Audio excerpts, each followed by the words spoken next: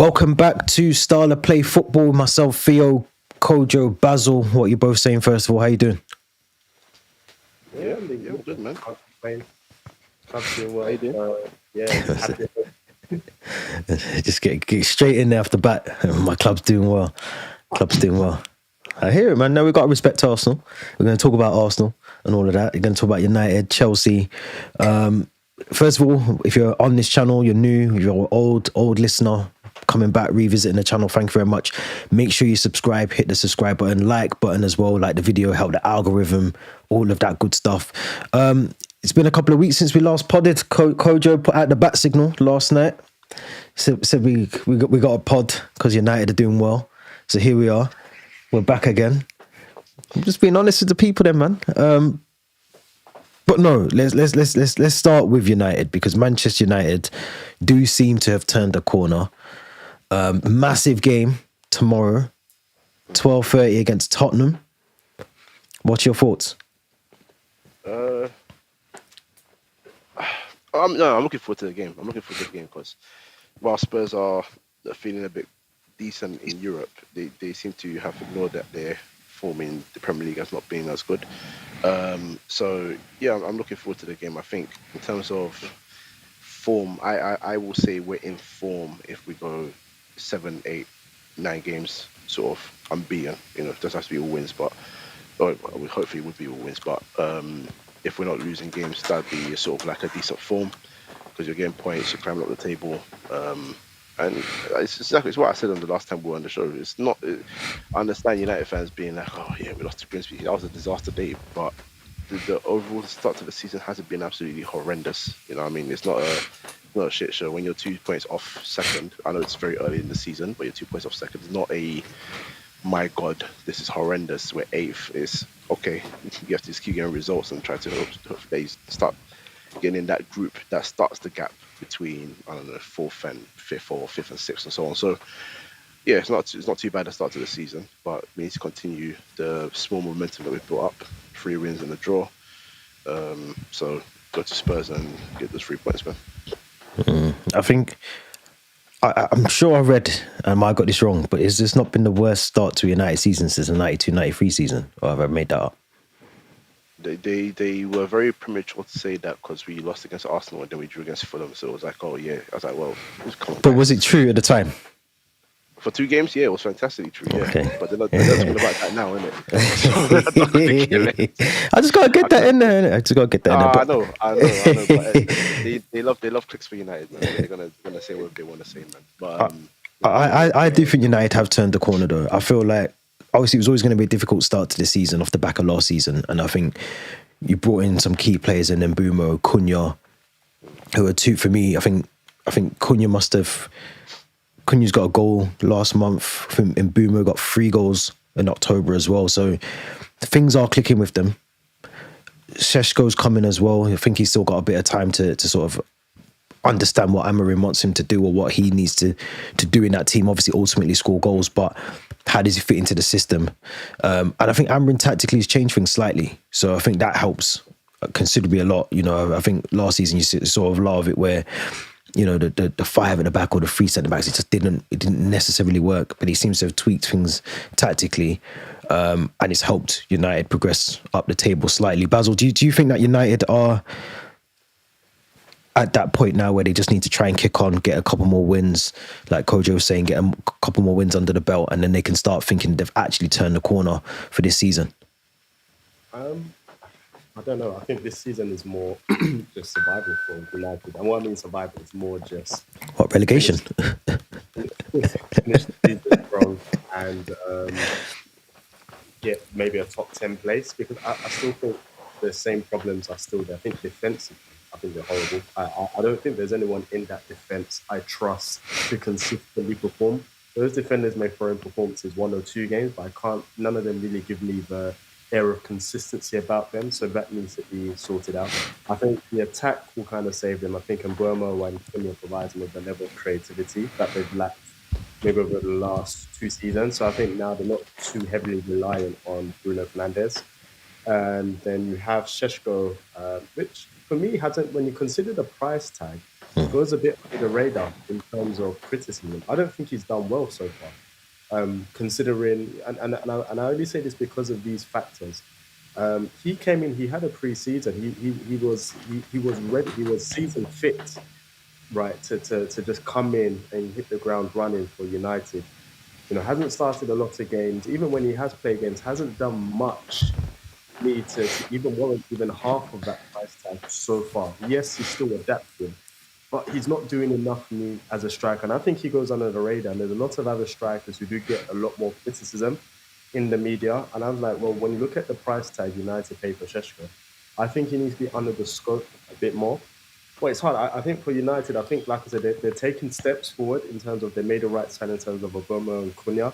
For me, it's just finish the season strong, maybe a top 8, top 10, just improve from last season. And then I think what they need to then look at is first the defence, and then maybe if they have enough money, the midfield. But I think the defence for me is still a concern. I still think, even when you look at the Forest game, and even when you look at the Liverpool game too, they still concede a lot of chances because defence, it just, the structure just isn't there consistently. Kojo probably may have a different view on that. Well, I think when you, it's funny when you watch our games, like we do create a bag of chances, Yeah. and it's weird.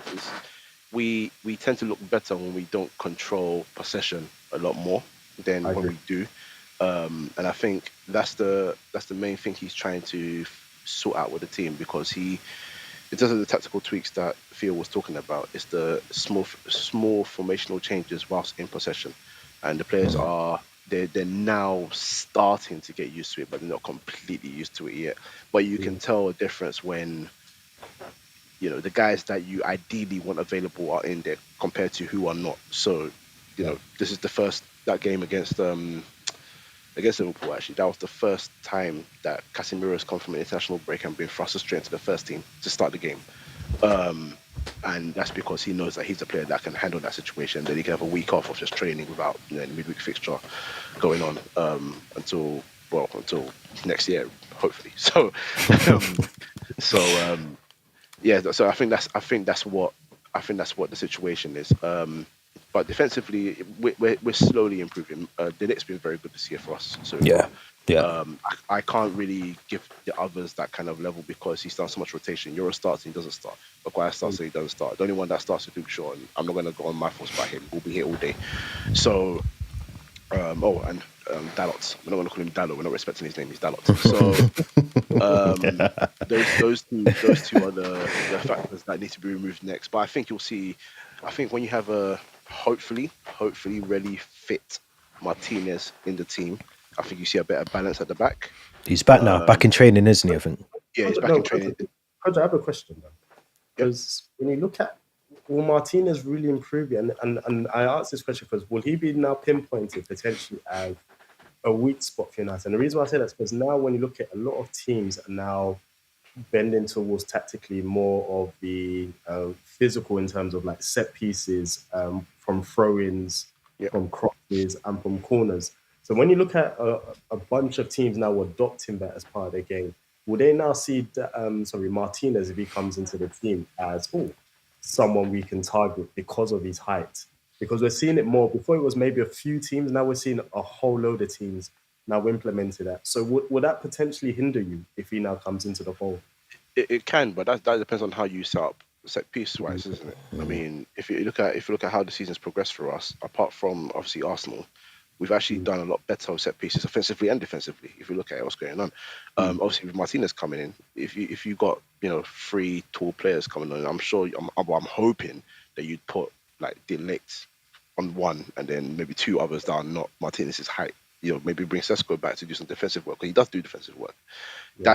That's what you have to do. But in terms of being in possession, what we were talking about earlier, when I was saying that when we're not in possession, we tend to be better. But in possession, controlling games, being stylistically better in the tactical side of things, he's a big benefit. Last year, the few games that we got either a win or a point in, he played in, and he played a key role in that. City away, Liverpool away, Fulham away, the games where we either won or he changed it by getting a header. I think Liverpool was a draw. Arsenal, we lost that game, but you see how his impact was. He was the one that was making the change, even within a set piece situation as well, by getting a goal. He's very important. So it's just about how you handle the balance. But we need him. We need him. I'm not thinking about the set pieces thing. Set pieces going to be conceded if we have a taller player than him anyway. We just need to have him in the team so we can, have a better balance and hopefully more of a threat in possession and building up from the back. So we need him, and when he's ready to play, then we play him. But I like that we're not rushing him back. Last year we rushed him back, and we've seen the results. So.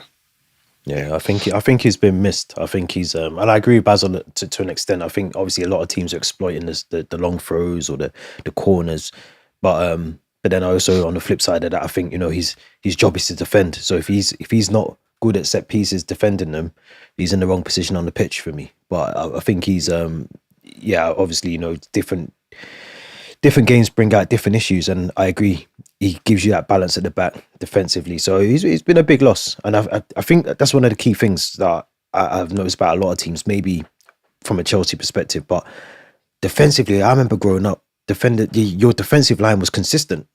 It was the consistent back line. There was no swapping and changing unless it was an injury or you was playing a lesser opposition that you thought you could rest on your key players. But I just said that here. When you look at Arsenal, one of the things that, and it's funny because I can't remember what program I was watching, and they were bringing it up on television, and they were saying one of the reasons why Arsenal are doing well is because Arteta rarely tinkers with our back four. He says when you look at even the League Cup games, it's midfield forward where he's doing a lot of the rotations. He said when you look at back four generally, it's the same. And it boils to your point, but you just mentioned here that many teams now, the back four or back 4 or 5, whatever it is, isn't stable. Arsenal seems to be the only team where consistently if it's a change, it's maybe one change, but consistently over a number of games. It's very rarely the centre backs as well. It's always either the full backs that you're swapping and changing. The luxury Arsenal have, which any team that's going to challenge for the title needs, and Arsenal didn't have maybe 4 or 5 years ago, is that these guys are not getting as injured as before. Yeah, 100%. And obviously, when you had your injury to, was it Saliba or Gabriel last year or the year before, you saw how that balance went wayward. Yeah. So now that you've got them to fit and fire in, and then on your cup games you can play Mosquera, Mosquera's good, and he's not even that bad in terms of there's not a massive dip in quality, if that makes sense. Do you get what I mean? Exactly. So when you bring him in, it's not like we're watching Trevor Chalobah swap with Fofana and Tosin and do you know what I mean? You're just not sure. You just got a big bag and you put all the names in, just shake the bag. With Arsenal, Saliba, Gabriel, Mosquera, who I think is a very, very good defender. I think you can see that's why Arsenal are where they are. And I think United I'm not saying they'll be the levels that Arsenal are performing defensively, but just in terms of that balance that they need, I think they'll get that when Martinez comes back. But we'll have to see. There's a big game tomorrow, 12:30. Now, if Tottenham turn up like they did last week against Chelsea, this could be a very interesting game. I'll be honest. I think obviously they got a bit of confidence in them from the win against Copenhagen in the Champions League midweek, but they were awful last weekend. I couldn't believe how bad they were. And that goal, you saw it coming from a mile away, because to play around your box against a team that's pressing so high against you and can steal the ball from you, it was criminal, absolutely criminal. It shows lack of confidence. Watching them Saturday, there was just no confidence to get forward. I think they kind of pinpointed it on Monday Night Football as well, but they're just passing the ball sideways and backwards, and they've got opportunity to score. They've got good players. That Xavi Simons is not a bad player. I think he was singled out quite obviously for some of the things that he was doing on the pitch, but he's not a bad player. It's just they don't have the confidence, and obviously what Thomas Frank wants them to do tactically, they're not doing it. They're making mistakes by trying to play his way. So I think it's going to take time for them to embed what he wants them to do and gel. But it was awful bit of football last week. So if they turn out like that, 12:30 tomorrow, United might be rubbing their hands. We'll see, boy. We'll see. Yeah, it's interesting. It's weird with Tottenham though, because just looking at their squad now, obviously they've got Vicario, Pedro Porro, Romero, Van der Ven, who scored In fact, no, he never scored a really good goal. It was just really bad defending. That's how I look at it. I was literally about to say that earlier for you. With Copenhagen, it was just bad. When you look at the goals, it was just bad defending. Bad defending. As a confidence boost, because you won't get a team defend as bad as that. No, I get that, but I think even just scoring was it 4-0, 3-0 in the week? 4-0, yeah. 4-0. So I think even just scoring in 4 goals, it can help individuals in the team. But no, I agree with you. They're not going to come up against that against United on Saturday. But yeah, just looking at their team, Bentancur, Polina, Simmons, Odebear, Johnson. It's not a team that screams they're going to smash you 3-0, 4-0. But they create chances to do that. That's the weird, or their players are in the right positions to do that at times, but they just don't execute the ball well. They don't execute things well. Are you confident, Kojo, going into this game tomorrow? Slightly. I say slightly because I have worries about 2 individuals that I've mentioned earlier. Honestly, they are the ones that cost us goals, or the goals always come from their sides. So they're the 2 I worry about. But Spurs have weaknesses, and it's just up to us to exploit them. I think the good thing that we do is we start games fast and direct. And if we can sort of just rattle them up very quickly, Spurs are not a club that gets rattled and then bounces back. They get rattled and they stay rattled.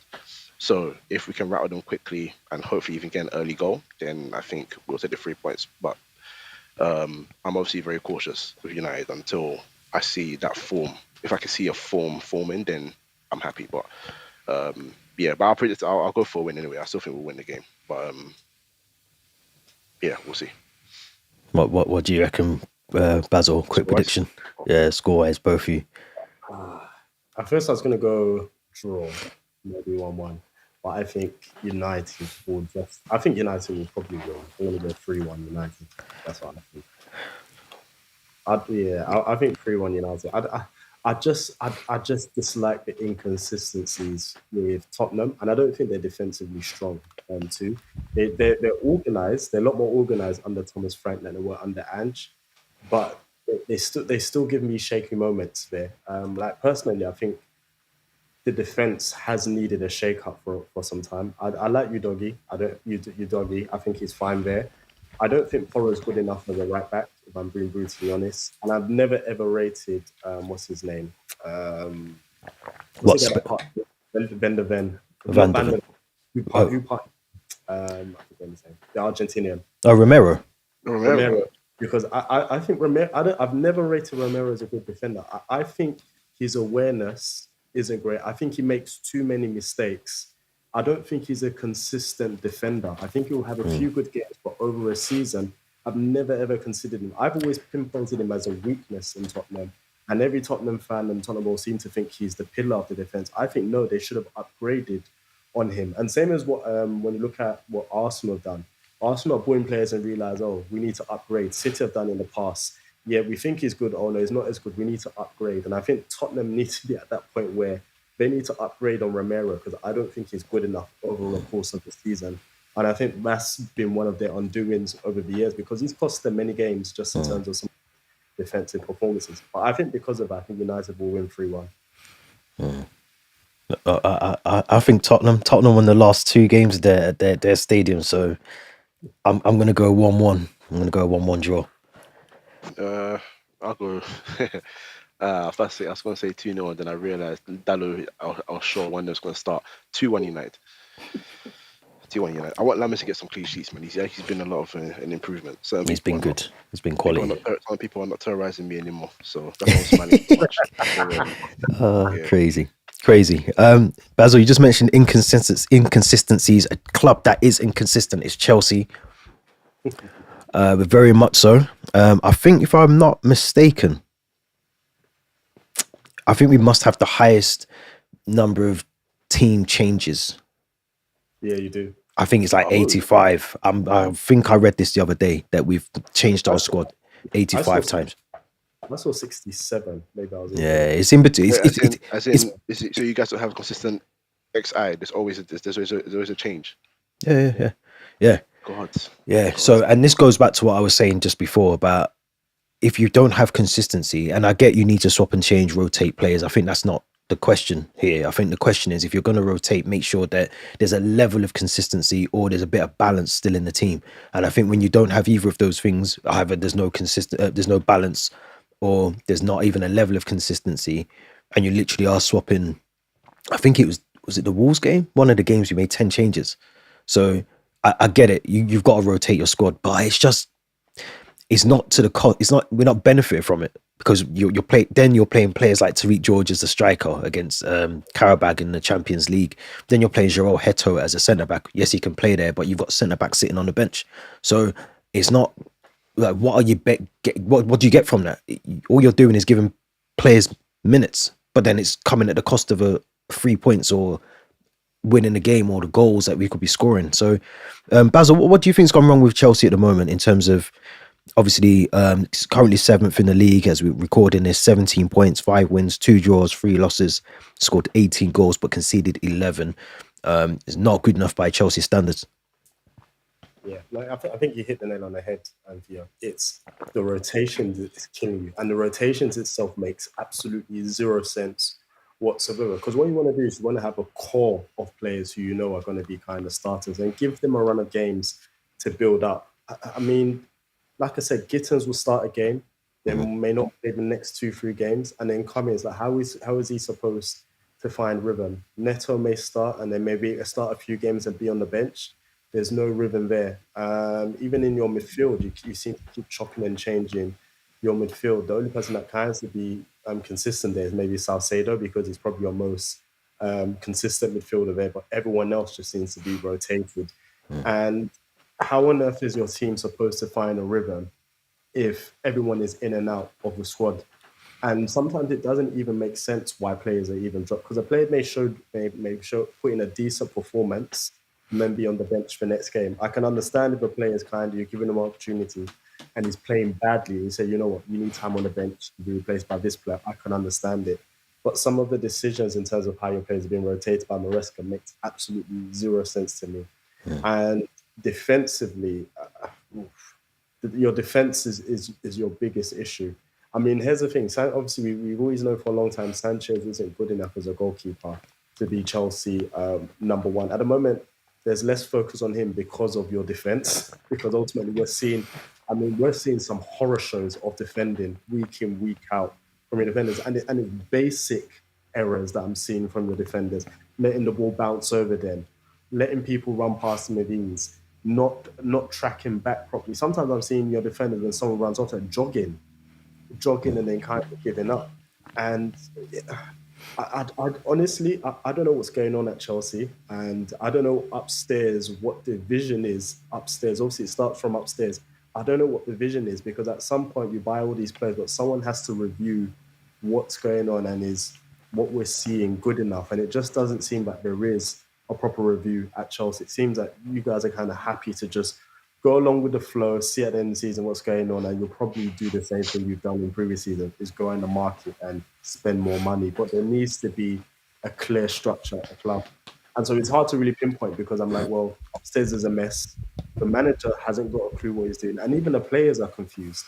Because if the players are like, well, there's a heavy rotation of players, I'm in and out of the squad, we don't even know whether I'm the manager's first choice, because I keep coming in and out of the squad. Everybody is confused from the top all the way down to the bottom at Chelsea. And for me, that needs to be addressed, whether it's from upstairs, whether it's from the manager. One of them has to be clear. The manager has to be clear and say, this is my first starting 11. Maybe out of 11, 2 or 3 of you I'm going to rotate, but I'm going to put my trust in maybe a settled 7 or 8 who is going to be my regular starters and help me to achieve the goal I did. But there's just so much confusion at Chelsea; it's hard to really pinpoint. I agree with a lot of that. I think I do think Sanchez has improved. I'm not saying he's number one choice. He should be. He's improved. I'm just saying he's the way you need to go. Yeah, he's not the answer. Solution. He hasn't done bad this season because there's less mistakes, but he's still not good enough. No, he's not. But he's improved. He's improved. He has improved. But yeah, he's not going to win us a Premier League or a Champions League 100%. Coach, do you think it's a case of with Chelsea that they've just got too many players going for, like Basil mentioned, Gittins, Garnacho, Bonanotte, Esteval, Cole Palmer when he comes back? João Pedro, Pedro Neto, Mark Gui, who might be going back to Sunderland, Liam Delap. So there's all your attacking options, probably missing a couple of players out of that. But then you've got the midfielders, Asugo when he's back, Santos, Lavia, Enzo, Caicedo. Defensively, you've got a couple of defenders, but none of them, as Basil said, are good enough for the level that needs you to be good enough to win the Premier League or a Champions League or something major. Cucurella is probably the one player that you say is probably nailed down alongside Caicedo every single week. Reece James is playing some good football, but again, he's always one game away from a big injury. Is it just a case of Chelsea just don't have any balance, but they've got players that you need to somehow shoehorn into the team, fit them into the team, and make sure you're keeping all of them happy?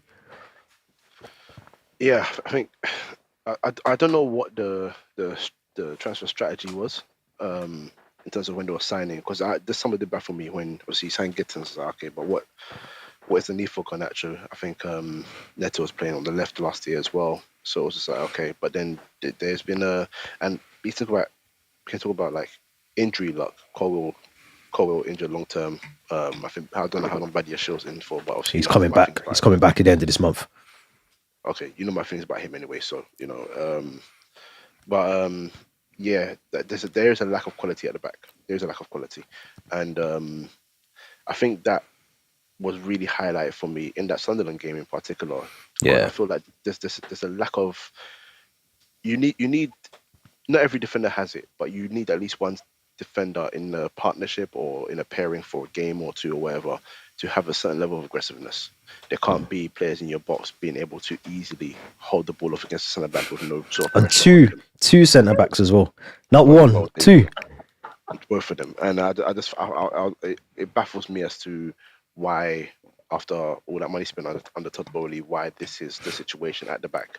And you know, I think it's just sort of just killing your chances of, you know, maybe challenging for a title or challenging for a Champions League or challenging for wherever else you can get into. It's crazy. Like if you look at the squad balance, it doesn't look like a top heavy squad, but in terms of the signings and the level of quality that you sign, it is a top heavy squad. And it's like it's depending on controlling games, and which is hopefully what you would do, and scoring loads of goals. But the issue is there are going to be teams, whether you like it or not, that will either be in a counter-attacking situation or have the quality to go toe-to-toe with you, and they're going to do that. And Sunderland don't have the quality that Chelsea have, but all they had to do was wait for a moment. And, you know, the defending was so lackluster that the goals were easy for them to score. So, yeah, there's a big issue there. I honestly don't know what type of defender you would have to sign. But I don't know what the plan is. Hato is not ready. Doesn't look like any of them are ready, to be honest, to be leading the back line. So maybe that's what you address first next. Someone that you think that you can bring in who can lead from the front, lead from the back, and then, you know, help going forward. And I also think, last point is, I think the defenders, looking at how well Caicedo has played, there's a dependency hoping that he will do a lot of the job in the midfield, so they don't have to work so much. That's not how it works in football. You need to be ready to work at any time, at any moment. Otherwise, results like that happen again. So yeah, it's a worrying situation for you. Well, for you, not for me, for you, but it's a worrying situation because defensively, yeah, you guys are in trouble, in big trouble right now. We'll have to see. We've got Wolves tomorrow evening. It's 8 p.m. kickoff. Managerless Wolves. I think they're still trying to get Rob Edwards or there's a couple. Middlesbrough, isn't it? Yeah, I think there's more talks happening though. I think they're trying to still push for the talks. So, but they're managerless, and we've done well against them in the Carabao Cup. But it doesn't matter about that game now. This is a game where I need to see more from this team. And the two things for me, Esteval has to start games. I don't care if he's 18. I don't care if he's 88. He has to start games. He has to start games. Why have you got an 18-year-old that is very comfortable playing in the Premier League, sat on the bench, and you're playing Pedro Neto, who, yes, is good at times, but when he's not playing well, you got to take him out of the team. You got Gittins. Yes, he played well against Wolves, but he hasn't been consistent enough this season. So Esteval, for me, if I was a fullback, I was up against him, I'd be thinking this is going to be a long 90 minutes because he's just in and out, outside, inside. Yeah. He's quick. He's got the skill, the trickery. He can make a pass. Play him. Why are we easing him into the... Michael Owen's playing football. Wayne Rooney was playing football at younger ages against better players as well. Like, what's going on? So that's my only thing. That is literally my match preview for the game. Play Esteval. Don't play Tariq George as a number 9. You've got Liam Delap, who is back now, although the less said about him, the better. And João Pedro. You got to play one of them. Or Mark Gui, if you really want to push the boat out and test yourself. Play Mark Gui. But Esteval has to start the game, for me personally. Can't not start. And we can't not beat Wolves, who I think are still bottom of the Premier League. Yeah. That was my lovely summary of Chelsea versus Wolves tomorrow at 8 p.m. Must win. If we don't win, boy, I don't know. Let's talk about Arsenal. Got Sunderland, Stadium of Light, Granit Xhaka. I actually think, I'm going to say this before I say anything else. I think Granit Xhaka has probably been one of the best signings of the season so far. Yeah, I agree. He's been one of the best signings. I watched him against Everton, I think on Monday. Yeah. He is amazing. He's still got it. But he's coming back to hopefully cause some misery to Arsenal. Basil, what are you saying? What we need to do is pressing, and then you'll see the road. And the way Arsenal press, he's not going to get much joy against Arsenal because, like I said, we've seen him his career at Arsenal. He's not press resistant. The moment you press him, doesn't know what to do with the ball. And we've seen how aggressive Arsenal press teams. Yeah. I don't think he's going to get much joy on the weekend because Arsenal are going to press him to death. And he's going to make simple passes and not really have an effect. I think he's been a good signing for Sunderland. But I think that's the kind... I'm not saying... I think he's a level... I think he's levels above Sunderland, personally. But I think it's the type of team for him where it's like there's less pressure for him to do anything. You can work... You're not relying on him to really make things happen as consistently or as much as they did at Arsenal. So because of that, we saw more of his weaknesses at Arsenal, playing at a top level where you have to do things more regularly. Whereas Sunderland, it's easy for you to perform where you're overachieving. Because the expectations are different. Expectations are a lot lower. So because of that, it's easier for him to perform. But I think he's been a fantastic signing for Sunderland, and it's a type of experience that they needed for them to kind of be where we are. I mean, like I said, if I start Arsenal, I say credit to Sunderland. They have been fantastic since joining the league. And the one thing you wanted from at least these teams who've come up is just a level of competitiveness, which we did not get last season. I think when teams kind of saw they were coming up against those newly promoted teams, they were licking their lips. It was for most teams, it was like, oh, easy 3 points for us or easy points. Whereas now you're looking at these teams who have come up, Sunderland in particular, and it's not an easy 3 points or 1 point. And even me as an Arsenal fan, I'm looking at this is a difficult game for us. On paper, yes, people think Arsenal should win, but I think Sunderland will make it very, very difficult for us.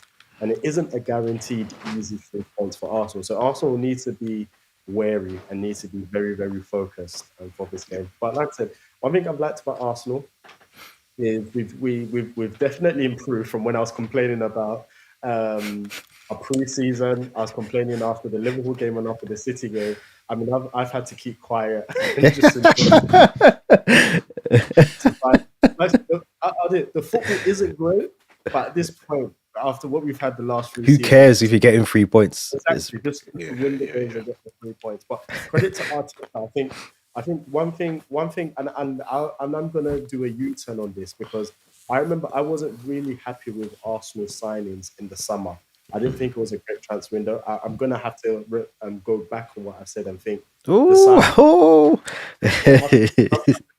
wrong, and I'm happy to say I'm wrong. The signings have proved to be fantastic for Arsenal because it's given us depth we've needed. And I think what it is we haven't gone out to buy the spectacular signings, but we've signed players who know what their role is and know what job they need to do when they come into the squad, whether that's coming off the bench or starting games. And I think Arsenal and Bert have got it right in terms of the signings and buying players who are into to play a particular role, understand the manager's system, and and benefit Arsenal in that way. Because our squad depth right now is what's keeping us going because we can rotate. I think it was, I can't remember if it was the last league game or the game before that, where I saw Saka come off on like the 70 something minute, which is something I've never seen, which is something Arteta would never have done. Unless, even when we're winning 3-4, he never would have brought Saka. But Saka wasn't having a great game, and Arteta said, hey, it's time to come off and brought Martinelli on the right hand side. And that just shows you how much he's trusting the squad, or just how much things have changed where we're not over reliant and having to wear players down in that starting 11. So credit to Arsenal in that summer. Like I said, still early in the season. I don't want to get too ahead of myself because obviously we've seen the Arsenal script so many times. At the moment, it's very positive with Arsenal. I have to agree, and I'm worried. I'm worried for other clubs, Kojo, me and you included, because it looks like Arsenal aren't stopping. They will have a dip. I'm sure Arsenal. Every team has a little dip. Just how long it continues for, how long that dip is going to last is a different question. But Arsenal look very good because they haven't got, obviously, Gabriel Jesus just come back into training. I think this morning or this week. Obviously, key injuries are still out. Gyökeres is now out. Madweki still out. I think his knee. Kai Havertz is out. So there's a lot of attacking options at that team. Moreno didn't look out of place again in midweek against Slavia Prague. So it looks like Kojo Arsenal are, I don't want to say it, but it looks like they're on course. They are on course, man. They are on course because I mean, it's not even because like it's not it's nothing to do with them. They just have to win their games. But everyone else below them is not offering them enough competition to even think about worrying about them right now. So Arsenal just need to keep going on and getting wins, and that's what they're doing. And they're keeping a lot of clean sheets as well. So obviously at the back they're staying strong, they're staying imperious. So that's just the main thing for them. I spoke about luck earlier. Every team that goes for the title needs luck. So you just need to know they don't add to your injury list, especially if you're going from the back onwards. That's the main thing. We also spoke about your depth and Mosquera, for example, being a good stand-in if Saliba or Gabriel were to be out. But ideally, you still don't want them, either want them out. You still want them just fit and firing and ready to go. So it's all about luck at the end of the day. And you need that, and that's very important. So yeah, they're doing well so far. They focus on your job. I think I said it 2 or 3 years ago whenever City won the league and Arsenal went toe to toe with them, and players in Arsenal kept on talking about like how they keep looking at City results and being like, oh, why do they keep winning? Forget all that, man. Forget all that. As long as you keep winning games, who cares? You know what I mean? At least if you win your games and you try your hardest, and we look back at the season and say, Arsenal was so good, but they just didn't win it because of A, B, C, D from the other team, then that's cool. But if you worry so much about anyone else, you're gonna have problems. So I think they'll be okay. Quickly on the Xhaka thing, I think my honest opinion on Xhaka, I think I've talked about this before, is I don't think Arsenal utilised him.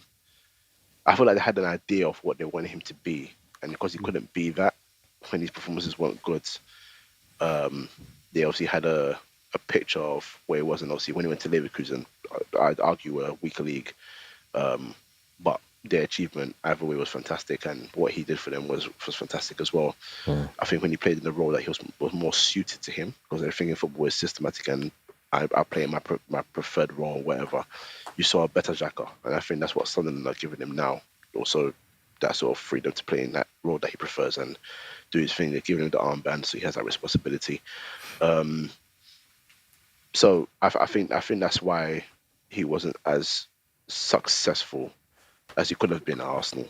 But that's all come and gone now. I'm just hoping that he comes for a good performance against his former club, and yeah, we'll see what happens on that day. I'll say there's 2 points quickly. I'll say what could be a turning point for Arsenal was that Newcastle game, because I think if we walk away with a draw, I don't know if we have the confidence to go for a run of victories that we've had after that. So that was a turning point, that last minute goal could be a turning point because you could look back on that. Because imagine all the noise afterwards, like I said, not beating Newcastle and drawing against Newcastle when we know we've had difficulty against Newcastle points. I think that was a turning point. And then my final point is, I think tomorrow is a must-win game for Arsenal. Only for the reason you've got City and Liverpool playing each other. So either both or one of the teams are Yeah. going to drop. So like I said, hopefully Arsenal are motivated enough to go and get the 3 points. Because if you get the 3 points, you're sitting happy. Because you're going to increase that gap between both teams if they draw.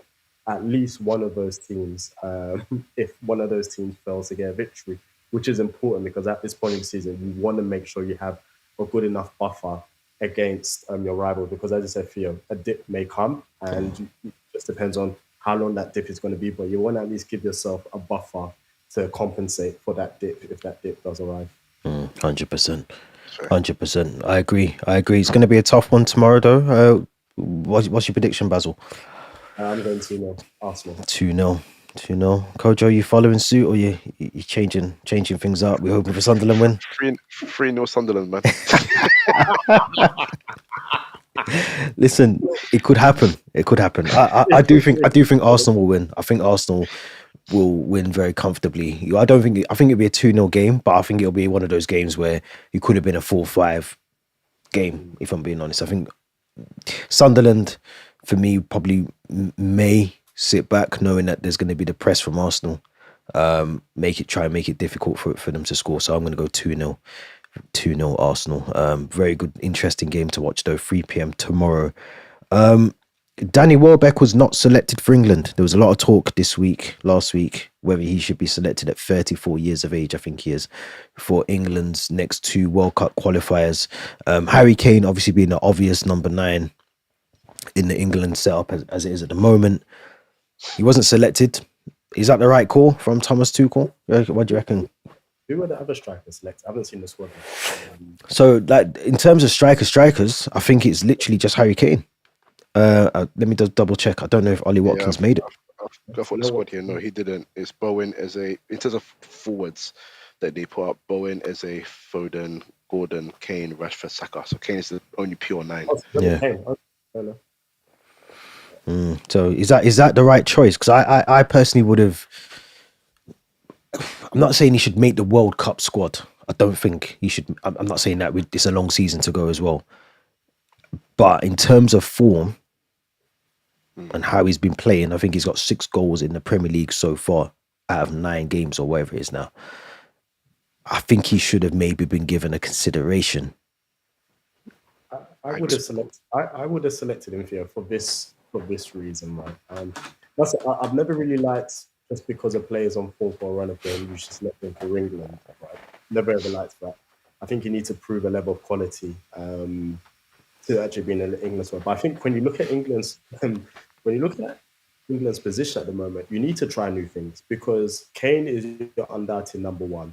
But behind him, the rest are proving themselves not great. Dominic Solanke has been injured, so he's not even in consideration. What is completely out of form. Tony's gone to another country in Saudi, so the manager probably won't consider him because of the level of football. So if anything happens to Kane, you don't have any other option. So at this point, I'm just like, with the World Cup coming so soon, try something different. So Welbeck's in form, you know what he gives you, bring him into the squad, give him some minutes, see if he's a viable option going into World Cup. Because at this point, you need to try every option available to you at that World Cup. You don't want to leave yourself wanting. And my thing is just going with Kane and not having a decent other option, I think is the wrong call by Tuchel. I think just because of his form, you should at least give it a try and see what he has to offer England, because we've seen it. Watkins doesn't do enough for England, and the other striking options we've seen, apart from Kane, doesn't really give England anything worth or anything of note. So I would have said, you know what? I've got nothing to lose. Roll the dice. Let's try it. I agree. Well, what do you reckon, Kojo? I mean, Tuchel picks who he likes more at the end of the day, man. I don't think form comes into it sometimes. Luckily for him, if you're looking at that selection of forwards, I mean, I'd say only Gordon's the only one that's not really in any sort of form, but he's gonna pick Gordon because he likes Gordon. Like that's. Yeah. I thought Gordon was out the squad. Didn't he I'm sure he's out for a hip injury. I know he's on there. I can see his name's on there now, but I'm pretty sure he was meant to be out of it. Well, he was injured during the week in the Champions League. he was subbed after like 41 minutes. Yeah, he got a hip injury, but But he's picked him regardless, so we'll see. We'll see what happens with that. But yeah, he picks who he wants to pick, man. I think that's the. I think that's be and end all of it. So, I'm not really. I think he's picked his squad on form though. Just looking at the squad now, I can't argue. I can't argue over O'Reilly. I think he's been playing well for City. James has played half decent. Guehi. Obviously, some of the players, yes, you're gonna always pick in there. Pickford's always gonna. If Pickford's got smashed 7-0 at Everton, he's still gonna be picked in the squad. But the likes of Bellingham was in the last one due to it coming back from injury. He's now back in the team. He's played well, I think, for Real Madrid, although he didn't against Liverpool.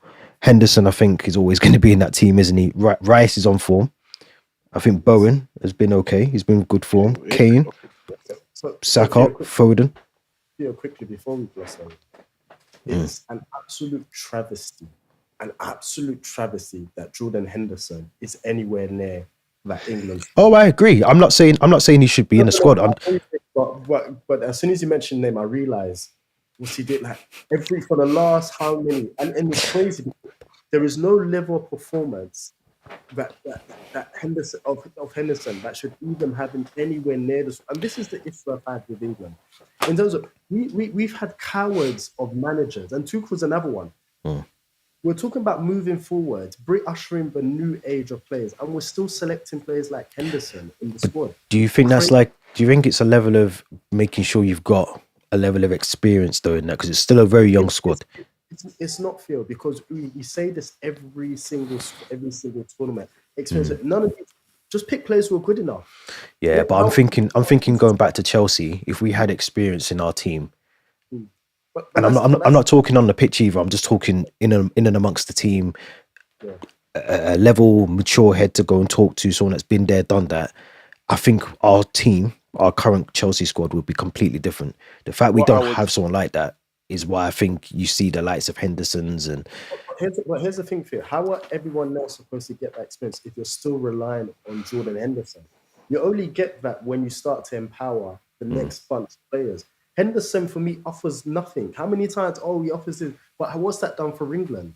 At some point, people have to say, hey, start afresh and build the next and let those guys build together.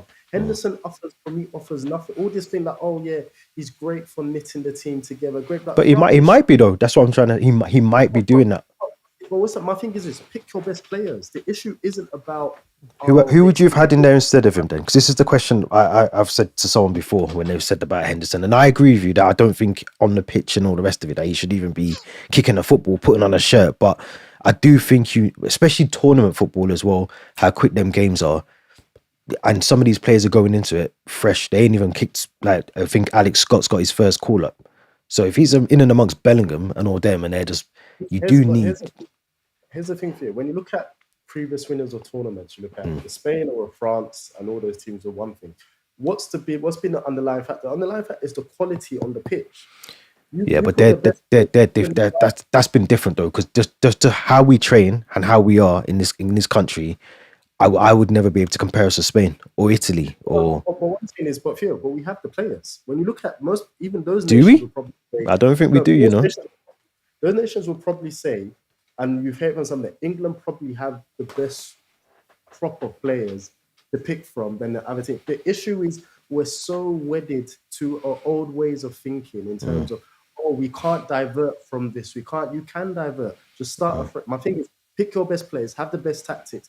And let loose of these old players. We kept Maguire in the England team for far too long. No, I think I think Maguire was good for this. Is what I mean. I think Maguire, when it come to England, he actually played well. He did well because of.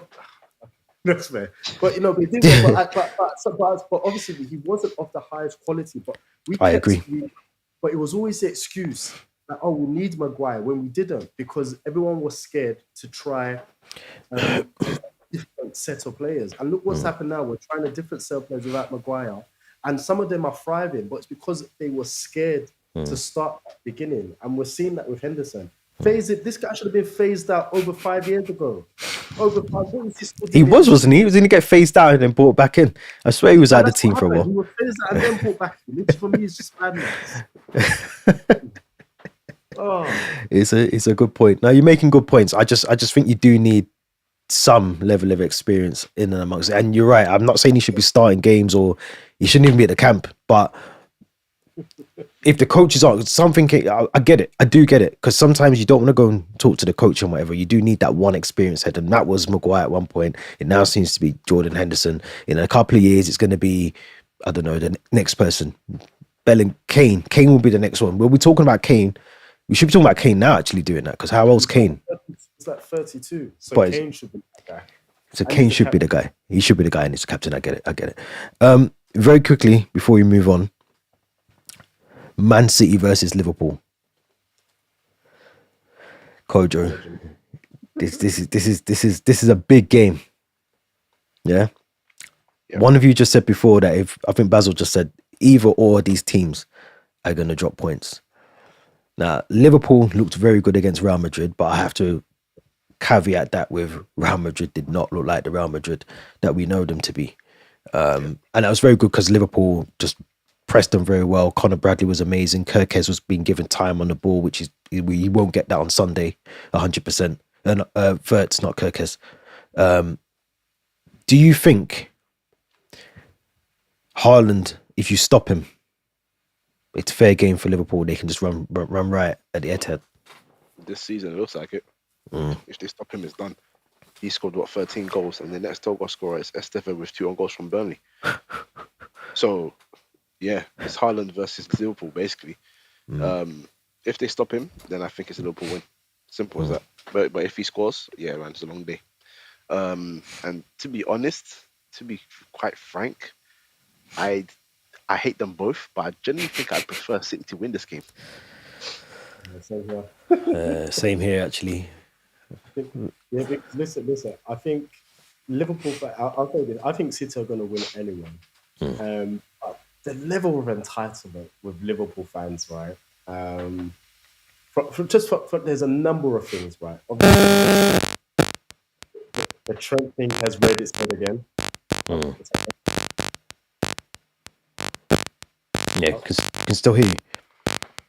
Can you hear that then? No, I can just hear you. Oh, I can hear some noise in the background. Or is it just me? Let me just mute. I'll mute myself. Oh, okay. Yeah. So I'll say this. Okay.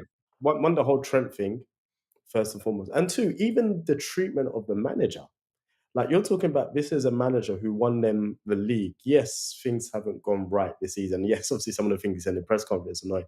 But the way some of them are spoken even about Slot shows the level of entitlement. And let's be brutally honest, Liverpool are kind of new to this whole level of winning consistently big trophies over the last few years. But you would think that the way they talk, they've gone through the era that Manchester United have had, and they've gone through the eras that Manchester City have had, the way these Liverpool fans are behaving. So because of that, I prefer City. Very quickly, Kojo. What's your thoughts? My thoughts. Honestly, I think for me, Liverpool, when they had the summer that they had, I think that sort of arrogance came into them. They thought that they would win the league, because of the quality that they signed, and they are very good players, obviously. But there's been also times where I think we said it on this podcast, and many people have said it, that they are very, very weak defensively in terms of like their protection, and the fact that you've got 2 fullbacks, wing backs, whatever their role was, that were great for you for a number of years rather, and then you've replaced them and you already put in Sabasai right back because you can't trust the guy. And I'm not gonna lie to you, I am not being conned by that Conor Bradley performance. I'm sorry, I'm not being conned. And the reason I say that is because Vinicius I won't even call it an off day. Vinicius in big games is a disaster. Yeah, Conor Bradley done well. As much as I don't want to credit them, he done well. He done well, but that's where we're leaving it. No. He done well. He's a good right back. I'm not. I can't. As much as I don't want to credit. Do you know what I'm saying? We got to wrap up anyway in a minute, but I'm just saying he's a good. You're not the problem. You're not the problem. The gassing up of the performance was the problem. It was a No, but he good played well. The performance. performance was good. It was a good Yeah, performance. So no, I no, get why they no, would gas him no, up because he's a good. It no, was a no. good performance. But the word good is okay. There's words I've heard, descriptive words I've Like heard which ones though? If where you're gonna say like world class, then he wasn't a world class performance, but he was definitely. it was phenomenal. It But was better than anything it was Trent has. phenomenal though, because the way I like don't agree when you with that. think about Vinicius Junior and what we expect. Just remember he was crying about a Ballon d'Or last year. So that Vinicius Junior, you would expect him to come to any ground, whether it's Anfield or a shitty grassroots football pitch, and play the same way, or go and play at the Bernabeu and play the same way. But for someone to come to to use the thing of he doesn't turn up in big matches, that's just mad to me, because you're meant to be world class, and you've got some young Irish kid Yeah. pocketing you, and I don't know, man. So I I thought it was can a good performance. I can tell you for free. I've maybe okay, maybe my thoughts on Vinicius Junior are maybe is covering my thoughts on the performance of Conor Bradley, because I don't think it was a bad performance. I think it was very good, but anyway, my thoughts on Vinicius will keep us here for another 10 minutes, so we'll leave that for another day. But I'm telling you right now, that guy has never been world class, and he was never a deserved Ballon d'Or winner. But that's just me.